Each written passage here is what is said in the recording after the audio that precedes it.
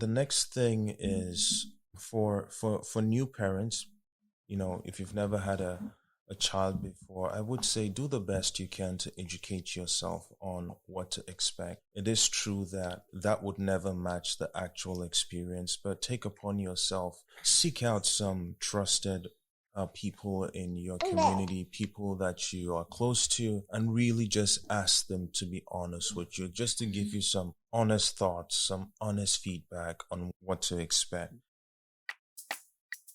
Welcome to the show. I am your host, Anya Fombat, and I spark the heart conversations that challenge questionable cultural and societal norms that threaten the well-being of the African community. And I also share stories about growing up as Africans in Africa and in the diaspora. I strongly believe that normalizing open discussions and sharing experiences, whether good or bad, will not only make you find your voice, but will broaden your sense of purpose and empower others to do the same.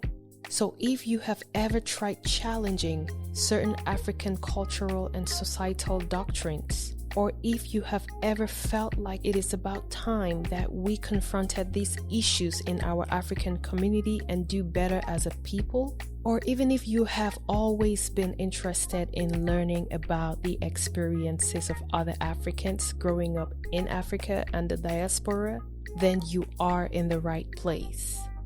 Welcome to Living African.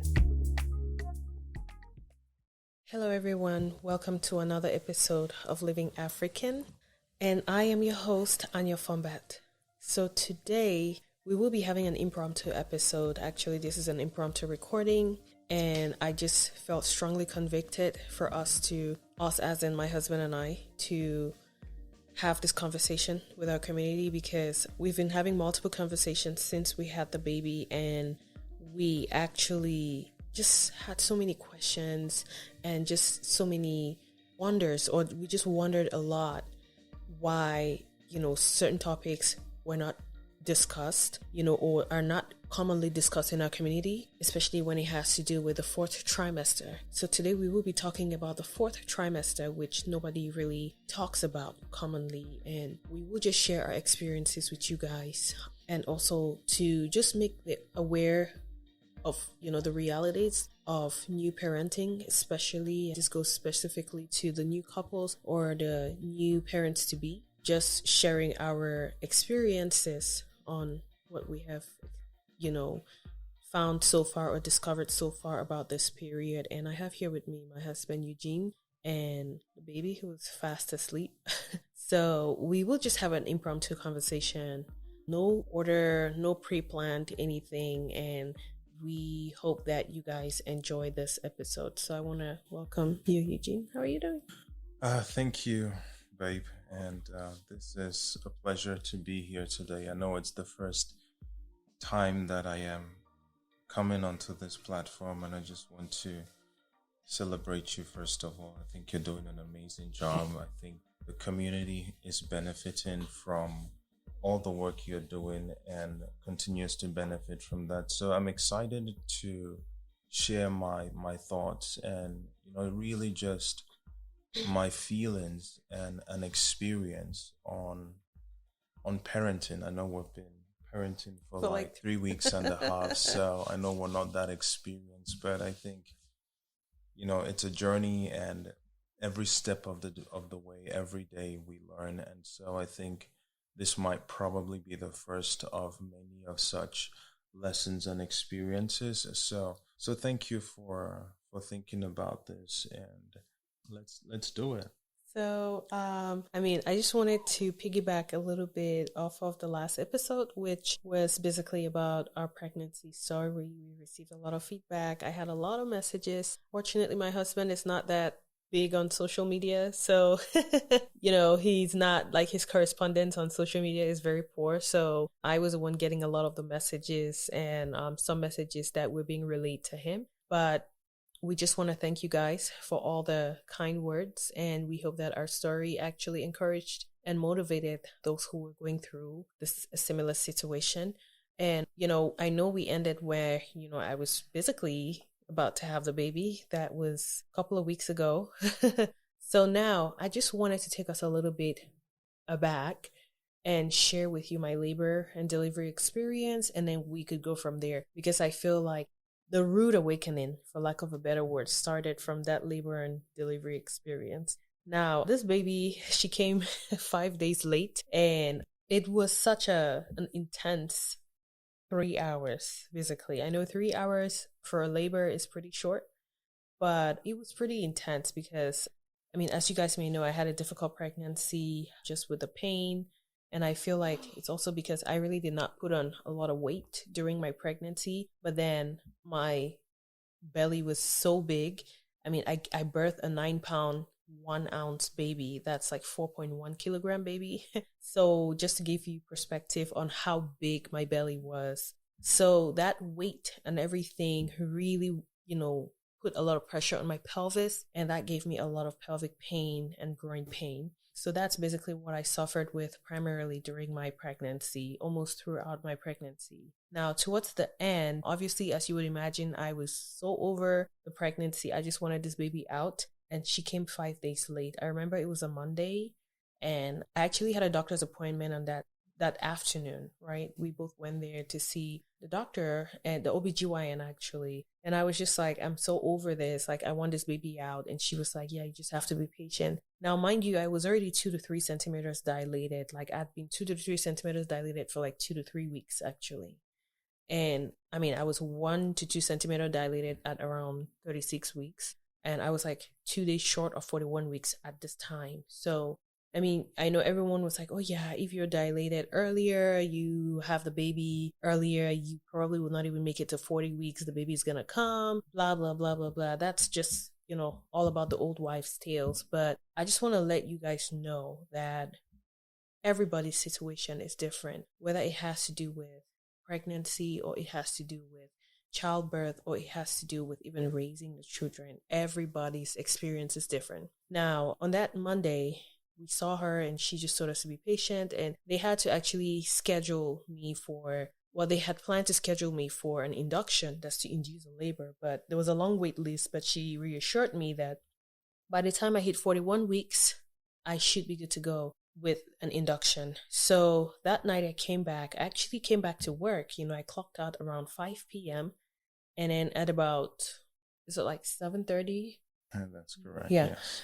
7:30, well, that evening actually I made dinner and then I went and took a shower. By the time I left the shower around 7:30, it's like I started feeling, they always call it the severe menstrual pain, but I kind of felt like a light menstrual, like belly ache or something like that. So I thought maybe, maybe I must have eaten something and my belly was aching. And then like 30 seconds to a minute later, I felt a relatively stronger ache, and so I was like, huh. So I remember I told you, I was like, I think I'm getting into labor. Yeah, that's right. And sorry to interrupt for a second, but I just wanted to give some context to maybe the guys out there who are not parents yet. So she talked about 2 to 3 centimeters dilation, and so I think that is the opening of the cervix in preparation Yes. for the baby to be delivered. Yeah. And so from the birth classes, they will tell you that when the opening gets as big as 10 centimeters, that's when you're kind of ready to start pushing. So 2 to 3 centimeters just gives you some context as to how far out she Yeah. was from actual delivery.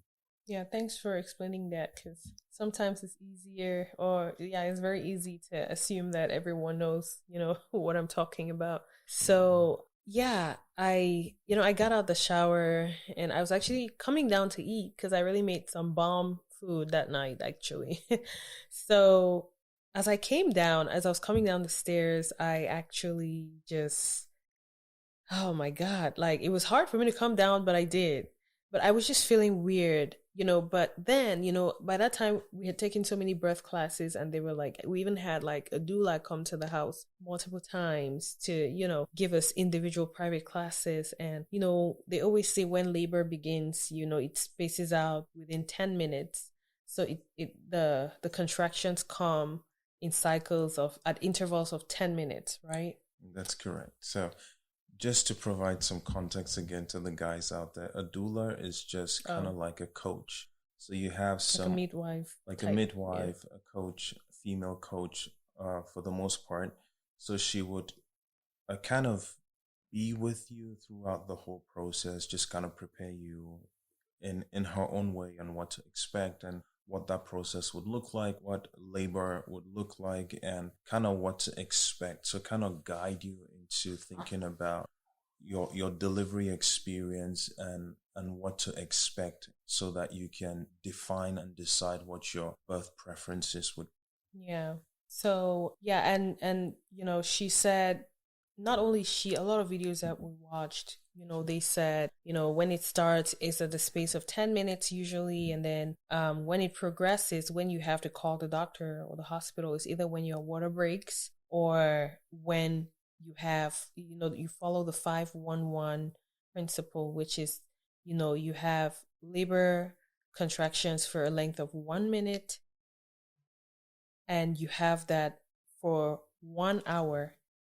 And so basically you have it for 1 minute every, and then at an interval of 5 minutes apart for an entire hour. So it's a 511 principle. And then that's when you call the doctor. But now I started feeling like, this pains just within the matter of seconds, they were like increasing, and they were coming within a matter of seconds. So it was one of those things that I was confused, because I'm like, I thought labor had to start within 10 minutes, intervals before progressing to 5. So when I came down, because I made fried rice that night, I came down, I was like, okay, well, I guess let me eat. I'd already mastered my breathing techniques, and I already had my mind set in a specific space. So I was like, yeah, I'll just eat and wait it out. So I started eating, man. I remember I was just sitting on the couch, and I found myself like kneeling on the floor. The pain was just unbearable. So I was like, let me go use the restroom, because obviously I felt like peeing,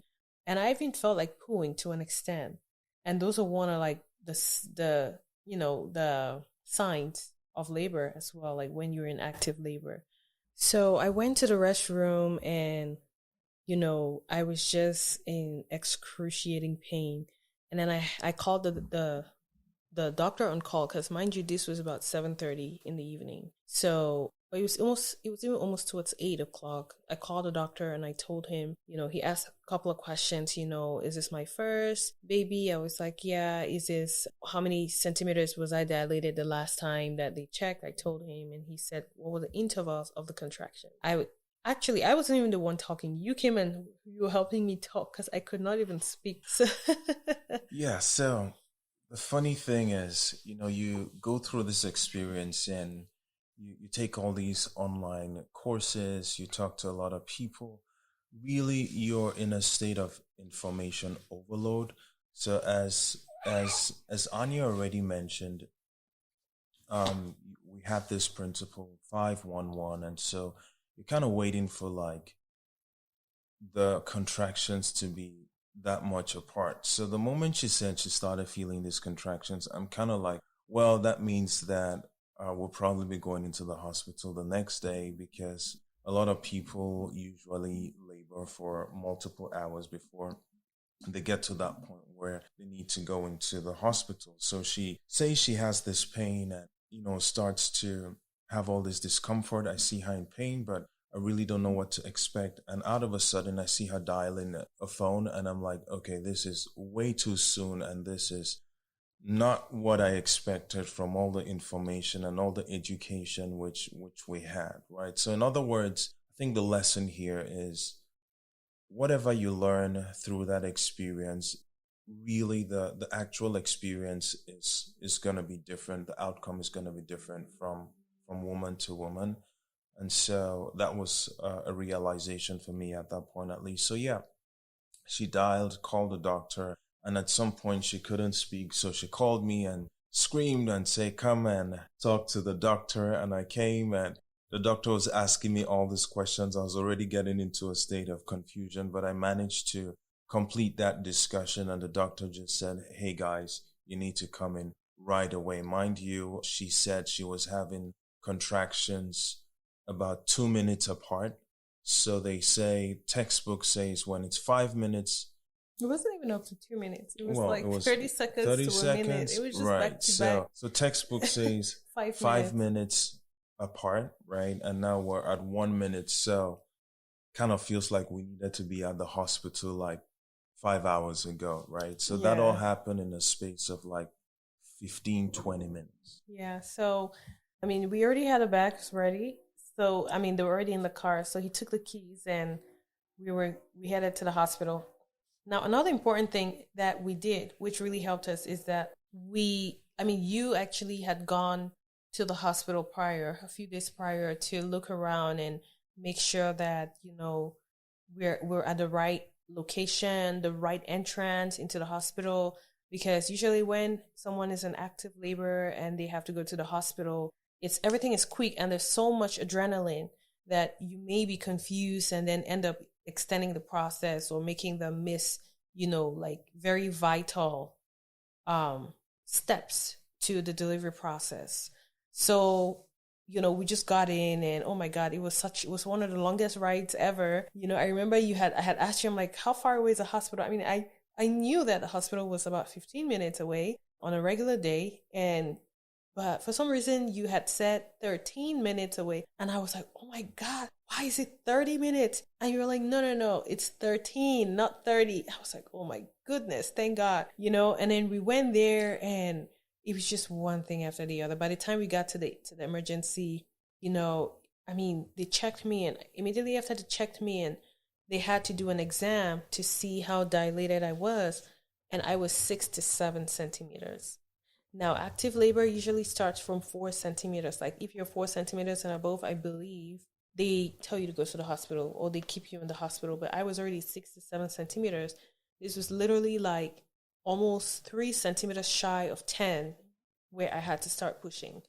So everything had to be done really fast because I was literally about to miss the window for epidural. And that's really what I wanted, because I wasn't going to push out an over 9 pound baby without any pain medication, and that also brings me to one thing, because before I got the baby and when I was getting ready, I heard so many opinions. People are like, oh yeah, don't do vaginal, do C-section, or don't do C-section, do vaginal. You don't have to do, what do you call it, epidural. You can do it naturally. You're a strong woman. And, I just want to let especially the women know that always fend for yourself at the end of the day. What can you take? Can you take a natural delivery without any pain medications, a medication-free delivery?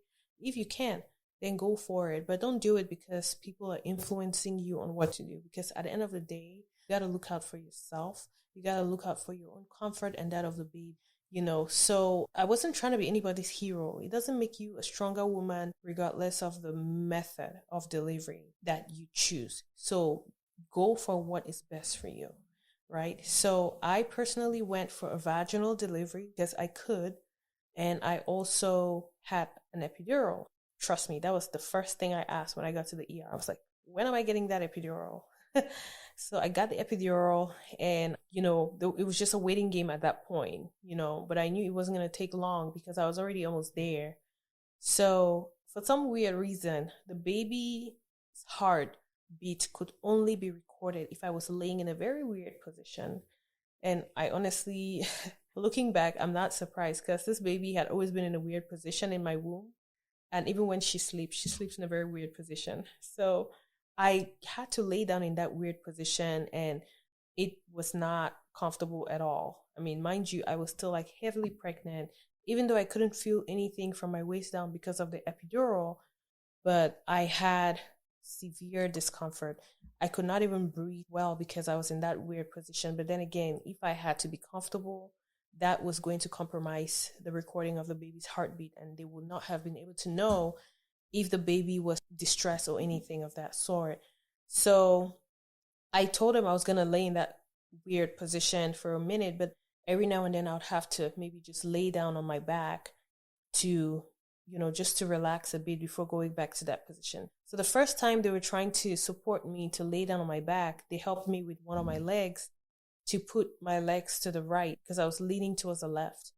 So as they did that, and they helped me with that, because with the epidural you can't feel anything from your waist down, so you can't even feel your legs to move it, like your nerves are all dead. So as they helped me to move one leg to the right, so it opened my legs, and once it opened my legs, the nurse actually could see the baby's head already coming out. That's how fast and quick it was. And my bag was out. My water did not break yet, but the bag was already out.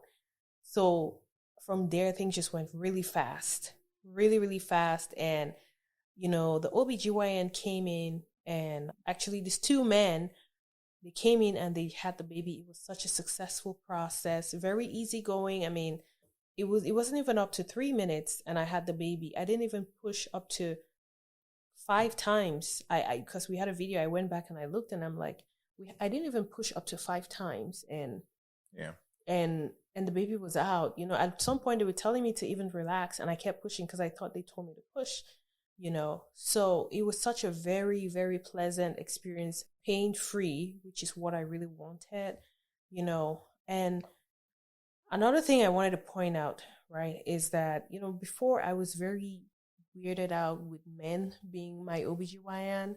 I specifically made sure it was a woman, but the experience I had with the man who birthed this baby, it was extremely pleasant, and he was very, very, like, just sweet and nice and personable.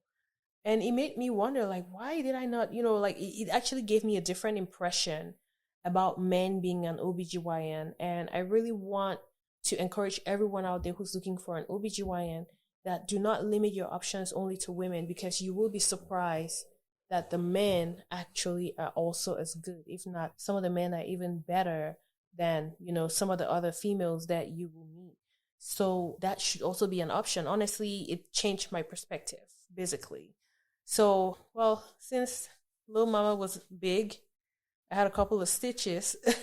I had an episiotomy too. And, episiotomy is just when they cut you the perineal area. That's the area between your vagina and your anus, to increase the the passage of the baby, to improve that. So I had to be stitched back up because she was a big baby, and it was a very successful procedure. But then I feel like that's where reality hit. That's where our lives took totally different turn, and I feel like that's actually the purpose of this episode, because there's so many things that we experienced from that moment that I would have loved if someone, I mean, we're probably one of the last people amongst our circles to even have a baby. And I mean, our peers are, have kids that are even over 10 years old. And, I keep making fun with them whenever I see them. I'm like, why did you guys not tell us? Why did you guys not tell us what to expect and stuff like that? But then, I mean, one of, our sisters said, even if we told you, you're not going to understand until you experience it. But I mean, I get what she meant, but I would have still loved someone to really tell me that, hey, this is what you're going to expect. This is the reality of it. So since it's not something really being talked about in our community, we took it upon ourselves to actually tell you guys the truth. And that is strictly based on our experience so far. Like I said, or like my husband said, we're 3 weeks old as parents. So we don't really know much. We're looking forward to learning much. And we definitely will be sharing our experience as we go. But I felt very convicted for us to share this. So let's just, again, this is definitely impromptu, so there's no order in this. But from that first night, personally, I would like to share my experience, and then you can add anything on your own experience if you have anything to say. Sure. So on that first night, actually, when I held the baby, by the way, when they gave me the baby, it's like I was confused. I was like, what do I do with her? I don't know what to do with her, And well, now I have everything to do with her. So it was kind of funny. But that night, anyways, I had her at 10:32 p.m. So I started labor at 7:30. So this was 3 hours later, and I had her. So we went to the room, and, of course, in the hospital, I always say the hospital is the worst place to be, because you get interrupted and woken up like every hour or every other hour. It's like one person coming to do this and do that and do this. So it's like you barely get any kind of sleep, So I mean, it was such a busy night. We barely got sleep. And then the next day, one person coming to do this. I mean, it was just one thing after the other, and then it's like you're back in pain. The epidural is over. You're back in pain and you have to be taking pain meds momentarily. And then, I mean, you're interrupted. You're bleeding. You're still, I mean, everything, you're very, very tired because you didn't sleep all night. The baby is crying. I mean, everything that could happen, right? So I remember that night, the first night, it was just very busy and sleepless night. That was the start, obviously. And then the second day, I'll just go straight to the night of the second because they wanted to get us out. They said we had to stay at least 24 hours in the hospital, but 24 hours the next day would have been really late at 10:30, so they didn't want to send us back home, and then we had to spend a second night there at the hospital. So that second night, that's what really started the test. I feel like that's when it really hit me because by that time, this was like night 2 without sleeping, right? And I was exhausted, like to the point that I started hearing voices in my head. I thought like I was going crazy. So I remember one thing I vividly remember was that the nurse came to my room and she was like, we have a nursery and we take care of our babies really well. Maybe we can take this baby to the nursery and give you guys some time to sleep, just a couple of hours to sleep. And I was like, yeah, thank you for asking, but I feel bad. I feel like I'm just ignoring my baby, letting go of her, we're going to be with her in here. She was like, okay, that's fine. To an extent I was thinking, I'm like, why would she even ask us to send our baby away? Like we just had this baby, And I mean, and by the way, there was no need to even worry about the baby being stolen as we have seen and read in books and movies because they have like a monitor. They always put a monitor on the legs of every baby. Like if you had to carry the baby out of the hospital without taking out that monitor, it was going to beep just like how it is in stores, when you go to a store, an apparel store, something like that. And then they have those monitors, like those devices on the outfits or whatever, the items that they have. So that wasn't even our worry. Our main worry was just the guilt that we had to stay with because we sent her away, I remember around 2 a.m. in the morning, and that second night is when the babies actually cluster feed.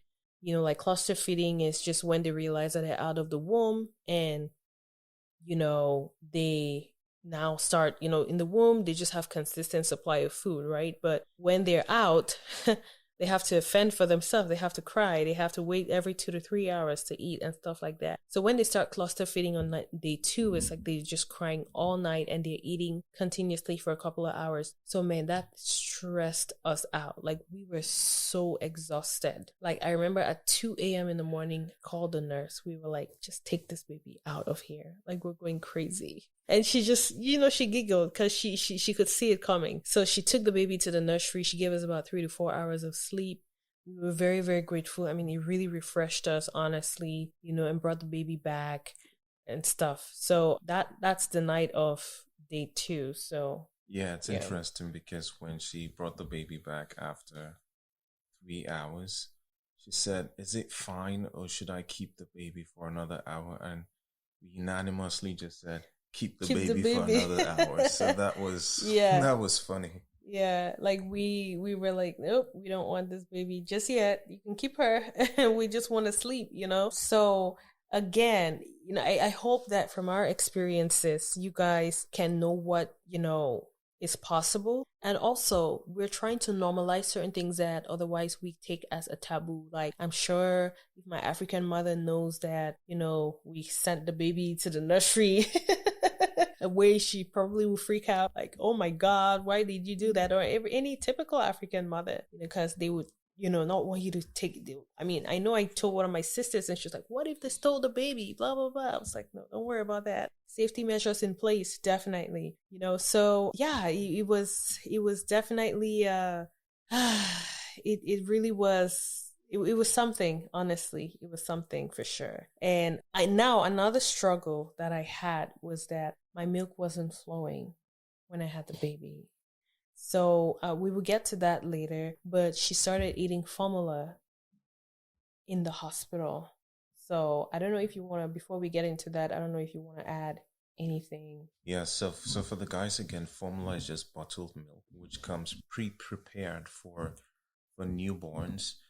And so, yeah, before I think Anya talked a lot about what she experienced, and I share most of that as well. And so, before everything, we were super grateful that the delivery experience was as quickly as it went as quickly as it did, because we know that that is not representative of many experiences for different women and for different couples. But we're thankful for that experience. And as she rightfully said, from the time the baby was born until the second night, the best word I can use to describe that was a roller coaster. So there Yeah. was a lot of things happening that you probably, it was really going very fast, right? A lot of baby tests, a lot of checkups on the mom. And so you couldn't even sleep, as she said, because of the interruption. So by that time, we're like walking zombies, really just surviving. And mind you, this is just kind of like from light to darkness. It's you just wake up and everything suddenly changes. So it was pretty intense. And at that point, it was starting to dawn on us that, things are about to change and, change really hard, right? But at that point, we're still in the hospital. And again, we were taking advantage or yeah, taking advantage of the fact that there were nurses there just Mm-hmm. to make that whole experience a lot easier. Yeah, and the nurses, man, you got to give it to them. Woo! The nurses came through for sure. They really did come through. So we just want to thank all our nurses. Like they work and go above and beyond, to make sure that the patients are good, especially in labor and delivery. So we thank the nurses. Now, like I said, my milk was not flowing. And this is another very controversial topic especially amongst our African community. Because again, just as the C-section versus vaginal delivery saga, they make it seem like, giving your child formula versus breast milk means that the child is not being nourished as well with formula, or the child basically is not getting what the child is supposed to get. Now, I just want to tell everyone out there, and this is also information I learned and also advice I got, medical advice. Whether you give your child formula or breast milk, the child is still getting the ingredients that, or the nutrients that the child needs, whether it be formula or breast milk. Now, with breast milk, of course, you're passing on antibodies from you to the baby, but I don't want any mother out there to really stress because, they cannot provide the breast milk for the baby. And that's what happened to me. I was very, very stressed out, and I almost fell out with some family members because of that, because my breast milk wasn't flowing. And when the baby had the formula in the hospital, actually she got used to the bottle. And so even when I tried to give her the colostrum, she wouldn't take it from my breast because she just did not want to latch on my breast. But she latched on day one when I just had her, but nothing came out, obviously. So since it was easier for her to take milk from the bottle, she just got used to the bottle. And that was pretty frustrating. I mean, we kept giving her the bottle. I tried to pump, and I pumped out a little bit of colostrum and gave her, but it was still very, very much frustrating that she would not latch, and with the external pressure and everybody's opinion, like one thing we were talking, I remember, was like, once you have a baby, everybody has an opinion, man. Like it's unbelievable. Right. And just to provide some context again for those out there who are not familiar with some of this terminology, latching is the process where a baby creates a vacuum around the nipple with her mouth so that she could easily breastfeed. And colostrum is the first secretion from the breast, which has a slightly different consistency and texture than actual breast milk. So that Yeah. usually is what is released first, and And after it has some a lot of time it nutrients. has a lot of nutrients. It's rich in nutrients, and it's always encouraged, or the doctors or at the hospital they always encourage that the baby should be given that colostrum, or that secretion, and after that, then you have regular flow. Yeah. So, I mean, I remember it was pretty frustrating that we even had to eventually bring uh like a a lactation consultant home. And then, of course, she did some exercises and trained the baby to now be latching. So now when I started breastfeeding, my milk started coming out slowly, and I had to supplement her with sometimes with the formula because she wasn't full. Since she was a big baby, she definitely had a large appetite. So we had to find a way to accommodate that large appetite. But now that was one of the issues that were resolved, and I'm definitely happy because I can breastfeed her right now. But I mean, when we came back, when we were discharged from the hospital, oh my God, that's when that roller coaster began, like in real life, like there was no nurse to come save us. And mind you, just to give you perspective, it was just my husband and I at home. We did not have any help from any family member or anybody. Number one, that's because our family members are not really close by. Even the ones that are close by, I mean, when we just came home, obviously, the family members that are close by and stuff like that, they were gonna come. I mean, some of them could not make it because of one thing or the other, which is very, very understandable. And they had circumstances that were beyond control per se, but not that we were requesting any help from them. It's just more like we're trying to share our experiences that we had without help, just to give you guys perspective on how challenging and difficult it was. Oh my God. Like when I think about those first days when we got back home, it's just like I have chills. And I just giggle and laugh because I don't know how we managed. Like I remember on that night, the third night when we came back home, like we just did not even know what to do. And then I think we even spent like 1 week downstairs on the couch, just because I couldn't even sleep if I wanted to, because when the baby makes a little bit of a noise, it's like I'm waking up. We tried to take turns carrying the baby, but I just could not sleep. I couldn't sleep. And then of course with the lack of sleep and stuff, that's when I really got to appreciate sleep, for the most part, because I didn't know how sleep could literally affect the brain. Like I was going delusional. When I say delusional, I was going delusional. Like I wasn't even reasoning right. I wasn't thinking right. Like I just didn't even know who I was. Like I was just, I literally questioned my life that night, and the coming night, when they discharged us, they gave me a whole sheet about postpartum depression and all the things that could potentially happen. And I was like, why are people making this postpartum depression thing a big deal? Until I came on night one and I'm like, okay, I don't know how I'm feeling, but I'm feeling a bit down and frustrated. And I feel like, I remember those first days I told you, I was like, I feel trapped. Like, I feel like I was trapped in a dark hole and I couldn't go out. Like, I feel like I didn't even own my life anymore. It's like this little cute human just came and took over. It's like you can't sleep. When you want to sleep, she's crying. You have to attend to her. When you want to eat, she's crying. You have to attend to her. When you want to shower, she's crying. You have to attend to her. Like I was literally forgetting to eat, and you were always reminding me. Yeah, like, that's right. Have you eaten? Have you showered? Have you drank water? Have you taken your med? I was just a huge mess. Like, I honestly was miserable. Like, I would cry multiple times a day. And obviously, those are all signs of postpartum depression, by the way, like, or maybe baby blues. I would say the baby blues, not necessarily postpartum depression, but man, I had severe baby blues. And oh my God, like it was just so stressful. I mean, we had people come and give us food, which was good. And then at that time, our close family members, they really wanted to come. But like I said, the circumstances, which I really don't think we should disclose for their privacy, happened.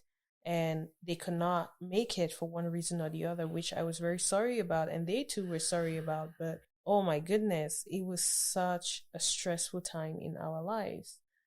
So I don't know what you want to add to that. Yeah, I remember when we got home and the baby was sleeping, we just didn't know what to do. So we started off by being on shifts. And so when the baby is sleeping, one person could sleep, but the other person had to literally watch the baby, right? Yeah, So it's that's kind how of we did like in the hospital too. you're not sure what to expect. You have all these anxiety. A lot is changing really fast, and keep in mind, normally when change happens in life, that comes with a lot of stress. Hmm. So there's a lot of stress happening, and we don't even understand that change is happening really fast. So we kept watching the baby, and through that, not even sleeping properly. And so we really were super sleep deprived. And another thing for me personally was, again, as Anya mentioned, it was just two of us. So every errand you could think of, I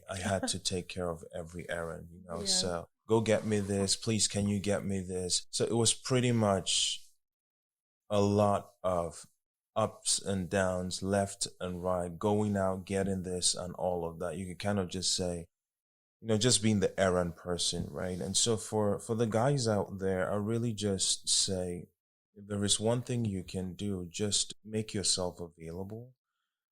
Because for me, I didn't know what to expect, but I just knew I wanted to create space to be available and and just be there as needed, right? So I made sure that my schedule at work was cleared off, and I really had nothing to do, but really just was there and ready to serve and ready to do anything I can do to help, Anya during the season and through the process. But again, as she mentioned, we really got to appreciate the value of sleep. It's interesting because, when you're in certain situations, then your prayers change. Because I remember prayers those days where you say, Lord, please help me to have an hour or 2 hours of sleep. It's amazing the things you would pray for when the circumstances are right. So it was pretty intense. I think Yeah. that's really just a good way to summarize it. It was pretty intense, very unexpected, and two people with no prior experience. And as Anya mentioned, family couldn't be there, so no one really by your side at that point in time just to tell you it's gonna be okay, right? So it was tough. It was hard. I think hard Yeah. is, to be very honest, it was hard. And it was actually very, very challenging in every aspect, physically, emotionally, oh my goodness, psychologically. Like we were drained. I mean, the lack of sleep, I could not, I can't even explain it. I can't explain. I mean, I feel like it's still intense now. It's just that we're getting used to it. We're finding Yes. ways to, adjust to it, but it's not been a cup of tea or bed of roses. Like, I mean, I remember I was like, I'm still waiting for that joy of motherhood. That's what I kept saying. I'm like, I'm miserable. Like, this is harder than the worst job I've ever had. I mean, I'm not trying to be offensive to this baby or anything, but it's just the truth. Like, it's tougher. I felt like it was. I mean, it's a labor of love, right? But then the labor is intense. Like, I don't think I had Absolutely. been through that amount of tension and stress in any job that I've had in the past. It was it was pretty much intense. And then it's like now I start feeding the baby. And another thing too is like, I mean, for the men, you guys cannot really do as much when it has to do with the baby, especially when it has to do with feeding. Because of course you can't breastfeed the baby, right? Unless you give the baby a bottle, but it's like when I have to empty my boobs and give the baby basically through sucking, it's just like you have to wake up at night multiple times. I mean, she's a relatively good baby, as you can see. I mean, we've been holding her here, and she hasn't cried or fidgeted in any way. She doesn't cry when her diapers are wet. She doesn't cry for anything but when she's hungry or when she has gas. Talking about gas, that's another experience that we did not see coming. Like, she had a good 3 days straight, like just crying at night, the entire night, because of gas in her stomach. Like, we did everything. We gave, like, we were just miserable those 3 days because she had so much gas. I mean, it's better now because we have given her a couple of medications and stuff like that. But I noticed that it also had to do with what I was eating because I think I had oatmeal and I had milk in it. and that was cow milk and not a plant-based milk, and that actually affected her. And when I stopped eating it, then that actually helped her as well. So that's another thing that breastfeeding moms should really take note of. Do your research. There are specific foods that can affect the baby. Some babies will react to it, or some babies will not. But just be mindful of what you eat, especially when breastfeeding, and what you drink as well, because that could literally go through your milk and affect the baby. So that's another thing that we notice. But overall, I mean, just the reality of everything. Honestly, like, if you have max 3 to 4 hours of sleep a day, then hallelujah. Like, thank goodness for that. It's very challenging, I must say. Honestly, it's very challenging. There's no two ways to it. I still forget to eat. I still forget to take my meds that I had, because you still have to be on meds like prenatals and iron. Personally, I'm anemic, so I had to be on iron because I'm still bleeding. And bleeding too is another thing that you will experience after birth. You bleed for up to 6 weeks on an average. So that's another thing. And then of course you're still going through pain. So I mean, in addition to every other thing that I was going through, I was still bleeding. I was still going through the pain. The stitches were still healing. And then I was having hemorrhoids, constipation. And then you have to take, I counted the tablets. I was taking about 12 tablets of different things. I mean, there were supplements. Most of them were supplements. But, those are the things I had to take to help my system, especially, my gut, because, you could get really constipated and it's very painful after delivery, and just everything else, just trying to make sure that the baby is okay. I mean, it's like you just left a very painful pregnancy, and then you just thrown into into this roller coaster. So it was very, very stressful, especially when you don't have help. If I could advise anyone, one thing I would say is, please get help before you have the baby. Like, have help in place. I mean, I always say our parents' generation, they actually had it easier because, back home in Africa, you had a lot of nannies or housekeepers, that could help. And there was always more than, I mean, it's just both of us in this house. It's just two of us. We get stressed out. We get overwhelmed. Like I was saying the other time, like we barely ever have arguments, but I remember that one time when we came back from the hospital. I don't even remember what we were arguing about, but you could really see the emotion and everything. Like, we were just so emotionally overwhelmed. We were so stressed out. And I mean, that's just a reality. Honestly, a baby can break a marriage, or a baby can mend, not mend, because if a marriage is on the edge, a baby will most likely break it than mend it. But, a baby can bring two people closer together than they were. That's my opinion, from my experience. And so, I always tell my sisters who have not had kids yet. When I say sisters, I mean I have one blood sister. What I call, like, a lot of my friends, people that I'm close to, I call them my sisters because I look at them as sisters. And I always tell them, I'm like, two things.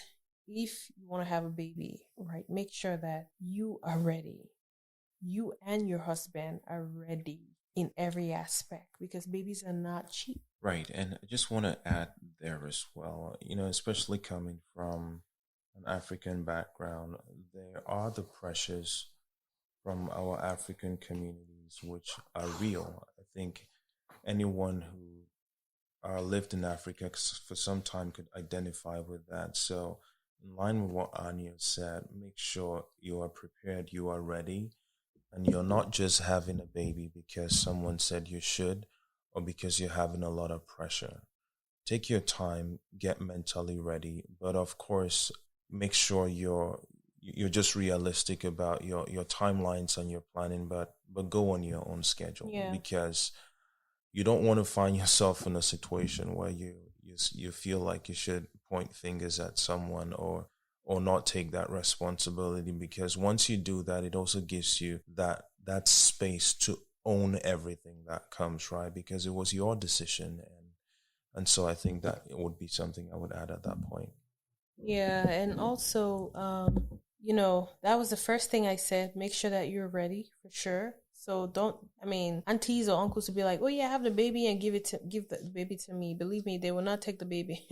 You will be the one raising. First of all, you won't even have the heart to give your baby away for them to raise. You would want to raise your baby. And the second thing is make sure that your marriage is strong. That's just my opinion again. Make sure your marriage is strong. I mean, I have a newfound utmost respect for single mothers. I do not know how single mothers do it because what I experienced with my husband, not as a single mother, I don't even think I can't even think about what I would have gone through if I was single and not have that help. I know in our African communities, especially, the men tend to take that traditional role of the provider, right? But especially here in America, we all know that those roles are like a lot of roles are shared. Like the men are not only providers because women too also have good jobs. They're equal providers as the men. So it's like, I mean, the man, you find a man, it's very normal for a man to do dishes or do laundry or like there's some kind of division of labor at home because that's the only way. This country is so stressful. And I mean, I don't want to focus it only on in America, but that should be the expectation worldwide in our community. Like the men and women should come together as a unit to help one another, in different things. So I mean, despite the assistance and support that I was receiving from you, we were so stressed out, So I can only imagine the men that take that traditional role very seriously and just think that, oh yeah, it's the woman to do everything at home and all I have to do is go to work and provide. Imagine what that woman would go through. She's no different from a single mother who has all those responsibilities on her shoulders, So I just want to plead with the men to be more supportive. Those who are not, to be more supportive, especially when, the baby is there because we go through so much. Again, like I said, imagine my hormones are all over the place because I just had a drastic change. I took out a 9-pounder out of me who was about to cry just about now. So I took her out of me. My hormones are flying all over the place. I'm bleeding. I'm sore from stitches. I'm still having like belly aches. I'm still having the abdominal pain. I'm trying to breastfeed, which is, oh my goodness, the most painful thing ever. I forgot about the breastfeeding aspect of this. Breastfeeding, I don't know why nobody told me how painful breastfeeding was. Breastfeeding is so painful. I don't even know how to explain how painful it is. My nipples are sore. It's like I'm always screaming when the baby's latching. That's when she even latches well. It's just a tiring experience, and it's never ending. It's never ending. You're breastfeeding, you're in so much pain, and then you have to pump. They say you sleep when the baby is sleeping, but sometimes you find yourself being so busy doing one thing after the other that by the time you even want to close your eyes, the baby's awake. So all of these things, I mean, like I said, this is like a labor of love, but it's extremely, extremely challenging and difficult. And I really wish that someone really told me the realities of it and what to expect because it's not for the faint of heart, I must say. Well, I just have some thoughts on how new parents could behave and maybe people in the community to support them. I would say typically after the baby comes, there is the joy of the baby coming, and of course, there is I don't want to say, there is the desire to want to communicate or to share that great piece of news with family and friends. And I would just say, for those parents out there, no rush, take your time. I think it's more important, or at least from my experience, it's more important that you recover, you get some sanity, you get some clarity, than adding to that pressure and the stress you're already going through to try to reach out to everyone. Of course, do it, but do it at your pace. Don't feel the pressure to want to do that just immediately. And for the community out there, I would say show some grace Yeah, to parents, because especially new parents, because as we mentioned, or as I mentioned before, every birthing experience is totally different. And for those who have never had kids, it's hard to really understand, right? Yeah. But the advice here really is show some grace, give them some space, and in due time they would surely reach out. But even if they don't, you could reach out as well, right? And so that would be the first thing I would say at that point. The next thing is for new parents, if you've never had a child before, I would say do the best you can to educate yourself on what to expect. It is true that that would never match the actual experience, but take upon yourself, seek out some trusted people in your community, people that you are close to, and really just ask them to be honest with you, just to give you some honest thoughts, some honest feedback on what to expect. As Anya mentioned, I think it would have been great, or would have appreciated if we really had that honest feedback. Like, guys, this is gonna be hard, as opposed to, oh, you're gonna figure it out. Everyone gets through it eventually. You've gone through tough things, so this one would just be, something that you get through. So I think being realistic, being honest, at least from my experience, gives you a different mindset to handle whatever you have, right? And also, I would say for the community, especially for new parents, as I mentioned before, you can do all the research you can, but that would never match the actual experience. So if you can, reach out to new couples and ask them if they have any questions about the experience, right? Because you don't want to be that intrusive person trying to give a lot of advice that wasn't asked for. But again, it's really just asking the question. I know you're going through this new journey. Do you have any questions? Do you feel like there are things that you could be helped with, and things like that, right? And also, beyond the delivery of a child, I would say to the community, reach out to parents and ask them what you can do to help. Yes. You would be amazed what 2 hours of sleep could do for a new parent, or for parents for that matter. I think I was having a discussion with a cousin of mine, and I mentioned to him 2 hours of sleep is gonna be more valuable than someone giving you even $500, right? And so please reach out, ask them what you can do to help. It could be volunteering to babysit so they could sleep. It could be cooking some food and bringing over just so that they could have something to eat and not have to think about some of those things. And so I think that will go a long way to helping them. I think personally, what we have learned from our experience, that's something that will definitely be doing proactively going forward, because we really do think that, and we really are strongly convicted about the fact that the birth of a child is something which has been happening for centuries, and there is a lot of great knowledge, great experiences that can be shared from generation to generation to make that process better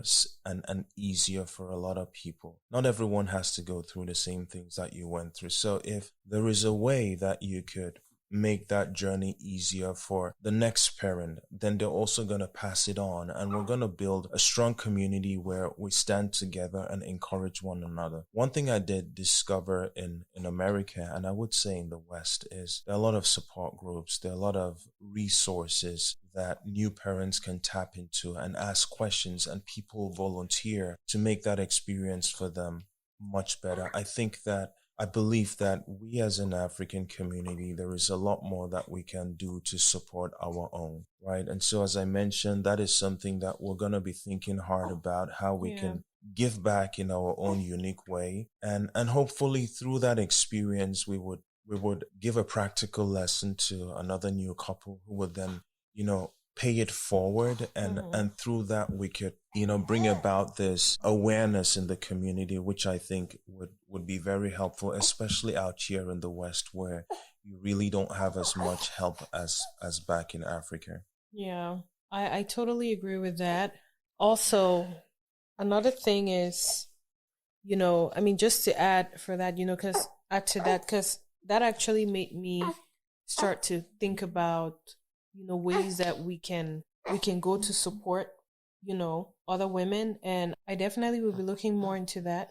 Another thing is, like my husband said, you know, when he said, do your research and stuff like that, pertaining to the whole labor and delivery experience, even the pregnancy experience. Like I said, everybody has their own opinions, right? Everybody has something to put like they have an input, right? So when you do that research and when you hear all these old wives' tales about labor, delivery, pregnancy, child, like taking care of the child afterwards and everything that comes with it, the only thing that I can take from this experience is that trust your instincts, trust your own experience, because imagine what if I was in so much pain. I mean, I've never been in labor pain before, so I didn't even know how intense it could get, right? But mine started in a very intense way. So imagine if I was just waiting and ignoring all those signs and waiting for the signs 10 minutes apart, 5 minutes apart. I would have probably had that baby in this house, you know? So if they say it starts with 10 minutes apart or 5 minutes apart and all of that, and you feel like yours is 30 minutes, 30 seconds to 1 minute apart, go for it. Don't be scared to call the doctor, because the worst case scenario is you go there and if you are not dilated, they're going to send you back home.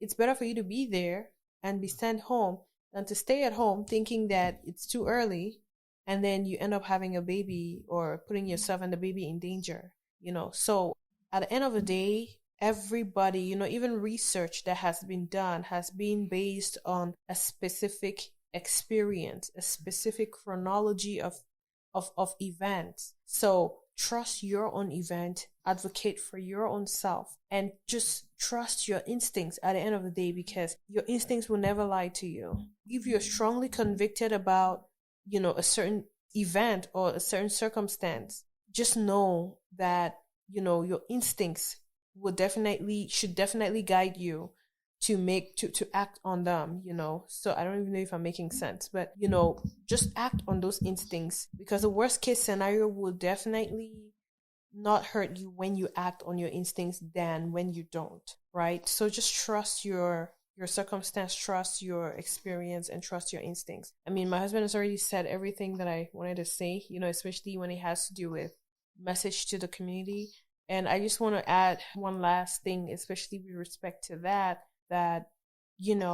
we need to show more empathy to one another as a whole. I always reinforce that. Sometimes I have to remind myself as well, because we're human. Sometimes we tend to get insensitive, whether intentionally or not, but we always have to remind ourselves that we need to show empathy, especially to new parents, and we should particularly show that empathy when giving opinions, because new parents are already so overwhelmed with so many things going on, so many opinions. And then it's like when you come across as being judgmental, especially with your opinion, it doesn't make things better, And in as much as we have to help new parents, it's equally as important to check on their mental health. Just ask them, how are you doing? And if you want to come visit a new parent, don't come and try to, come with don't come and try to make them more tired, right? It's not story time. It's not, getting them hyped up and all of that. Or even, sometimes you just come very briefly and then you go. You don't want to overstay your visit, because, I mean, they're working on a schedule. The baby is here. The baby has to, if the baby is awake, or if the baby's sleeping, they have to sleep. So, we just have to be mindful of those little things that, probably were the norm before they had the baby, right? But now things have changed. So let's just in general be considerate, of one another's circumstances and situations, and just show empathy to one another. Things will be way different and way better if we do so. So that's my own last word. So that's about it. And we just wanted to share this experience with you guys. And I hope that, it actually helps at least one person out there, one parent or one couple who's about to have a baby. I really hope that the conversation does not end here. I hope that we can take this topic and talk about them to, our circles and to the rest of the community. Like, it's my ultimate goal and hope that we really normalize these very tough topics, in our community and challenge the status quo, challenge the cultural and social ideologies that affect the well-being of Africans, of our people. So I really hope that this episode was resourceful. And I just want to thank you guys for giving us the opportunity to share our story and our experiences with you guys. So I will catch you on the next episode. And thank you for being here. Bye. Bye. That's it for today. Thank you for listening to our show. If you want to participate in the show or find out more helpful resources, then visit www.livingafricanpodcast.com for more information or email us at hello@livingafricanpodcast.com. Also, don't forget to connect with us on all social media platforms at Living African Podcast. You can also connect with Anyo directly on Facebook or Instagram at Anyo Fambard. Thanks again for listening, and let's not forget to be more understanding and nicer to one another.